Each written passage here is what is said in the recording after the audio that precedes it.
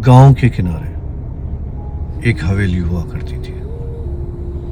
उस हवेली में एक कमरा हुआ करता था, जिस कमरे को गांव के लोग काले कमरे के नाम से जानते थे। उस कमरे की हकीकत क्या थी उस गांव में किसी को भी मालूम नहीं थी, लेकिन जो कोई भी उस हवेली में उस कमरे की तरफ जाता या उस कमरे में जाता था, वो फिर दोबारा वापस नजर नहीं आता था। शहर से आया हुआ एक लड़का फैजान, जो कि बहुत बहादुर हुआ करता था, उसने एक दिन ठान ली कि वो उस पुरानी हवेली के उस काले कमरे में जरूर जाएगा।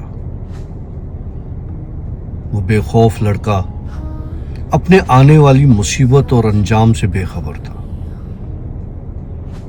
एक रात उसने अपनी कैमरा निकाली और उस काले कमरे के अंदर चला गया। जब उसने कैमरा ऑन की तो उसे फील हुआ, उसे महसूस हुआ कि उसके पीछे कोई खड़ा हुआ है। उस कमरे का अंधेरा इतना गहरा था कि रोशनी भी उस कमरे में जाते हुए डरती थी।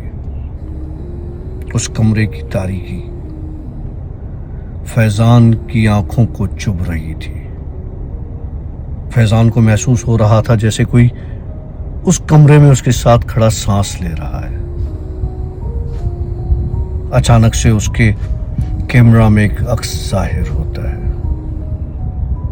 एक स्याह काला साया, जिसकी सांसें फैजान महसूस कर सकता है। उसे लगता है कि उसके कंधे पर हाथ रख के खड़ा है।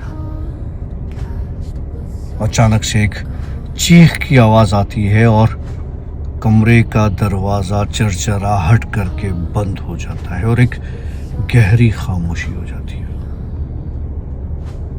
सुबह में लोग फैजान को ढूंढने उस हवेली के पास जाते हैं,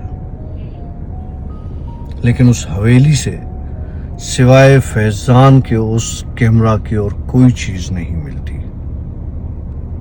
जब वो उस कैमरा को देखते हैं तो उसमें फैजान का अक्स मौजूद होता है।